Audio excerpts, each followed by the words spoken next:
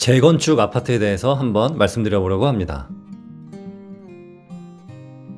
재건축 아파트를 대표하는 여의도, 은마, 목동, 일산, 분당 이런 아파트를 매수하시기 전에 우리가 한번 생각해봐야 될 게 있는데요. 우리가 과연 언제 입주를 할 수 있을까요? 지금 정부에서 1기 신도시뿐만 아니라 이렇게 오래된 아파트들에 대한 재건축을 막 밀어주고 있는 상황입니다. 그런데 이 재건축이라는 게 하나의 사업이기 때문에 여러 가지 문제가 존재하는데요. 그 중에 가장 큰 문제가 뭐냐면 바로 내분입니다. 이 조합원 몇백 명, 많게는 몇천 명이 이윤 추구를 하기 때문에 그 방향성과 그 정도가 제각각이에요. 그러다 보니까 조합원들끼리 마찰이 있고 그러다 보니까 싸우고 소송을 하기도 하는데요. 판을 깔아줘도 이 진행이 안 되는 이유가 바로 여기에 있습니다. 우선 조합 설립 때부터 마찰이 있기 시작하는데요. A 조합이 있고 B 조합이 있는데 어떤 조합이 우리 아파트를 대표할지 막 투표를 합니다. 입주민들에게 우리 조합장은 누구고 어떻게 할 거고 뭐 그렇게 반장선거나 시장선거처럼 그런 진짜 유세 활동을 벌여요. 만약에 A가 이겼다고 치면은 이 B에서 이 선거에 대한 무효 소송을 또 냅니다. A 조합에서 뇌물을 돌렸다, 부정선거다 이런 것들을 막 걸면서 소송을 하게 되는데 여기서 또 늘어지게 되고요. 또 어떤 경우가 있냐면 시공사 선정 단계가 있는데요. 그 전에 건설사에서 뭐 소개 자료를 가장한 막 선물을 돌립니다. 뭐 일종의 뇌물인 거죠. 팜플렛과 같이 뭐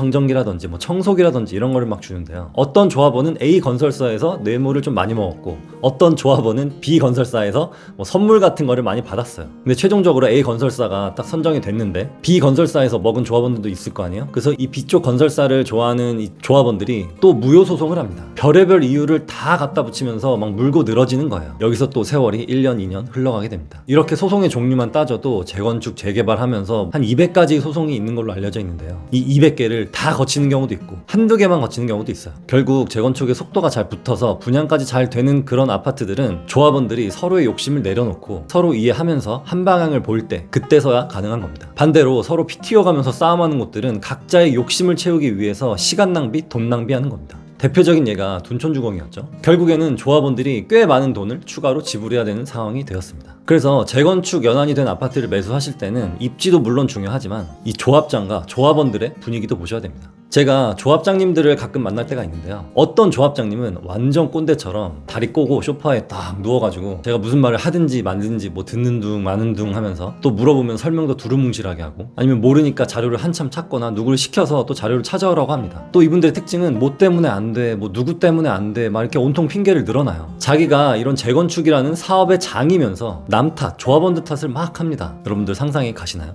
또 반대로 어떤 조합장님은 누구랑 미팅을 하던 간에 우리 조합은 무엇을 하고 있고 언제까지 무엇을 할 것이고 걸려있는 것들은 무엇이고 이것들을 해결하기 위해 지금 우리는 무엇을 하고 있다. 이런 게 머리에 딱 정리되어 있어서 막 말이 술술술술 나옵니다. 그리고 무엇보다 믿음직스럽고 리더십이 있고 모든 조합원들의 의견을 이렇게 취합하는데 굉장히 능통합니다. 여러분들이라면 어떤 재건축 단지를 매수하시겠습니까? 네, 당연히 후자겠죠. 입지가 아무리 좋아도 조합장이 뒤에서 다 해먹고 뭐 조합원들끼리 통합이 안 되고 그러면은 아무것도 안 됩니다. 언젠가는 되긴 하겠지만 그 시간이 너무 길어진다는 거죠. 그래서 항상 투자라는 것을 해야 할 때는 지역적 분산도 중요하지만 이 상품적 분산도 중요합니다. 상품이라는 것은 뭐 새 상품이냐 아니면은 구축 상품이냐 이런 거를 의미하는데요. 신축 아파트가 한 채 있으신 분들은 구축 아파트를 투자하시는 게 먼 미래를 봐서 좋고요. 구축 아파트가 있으신 분들은 신축 아파트를 보시는 게 좋습니다. 그리고 현재 무주택자이시거나 아니면 갈아타기를 하시는 분들은 너무 재건축 초기 단계부터 들어가게 되시면 그 새 아파트에 살아보지도 못하고 세월이 흘러서 자연사 하실 수도 있습니다. 누려보지도 못하고 가시는 거죠. 그러면 너무 슬프잖아요. 그래서 여러분들이 재건축이 임박하거나 아니면 진행 중인 아파트를 보실 때는 이 조합장과 조합원들이 얼마나 단합이 잘 돼서 챙길 거 챙기고 양보할 거 양보하고 하나하나 단계를 슬기롭게 풀어가느냐 이거를 반드시 꼭 보셔야 됩니다. 이거를 알아보는 방법은 부동산 사장님께 물어보는 경우도 있고요. 아니면 조합 사무실을 직접 찾아가셔도 됩니다. 거기 막 무서운 건 아니니까 그냥 부동산 같이 찾아가시면 돼요. 그리고 아까 말씀드렸던 여러분들의 부동산 포트폴리오에 지역적 분산 그리고 상품적 분산 이걸 꼭 기억해 두셨다가 적용하셨으면 좋겠습니다. 여러분들의 경제적 자유를 응원합니다. 감사합니다.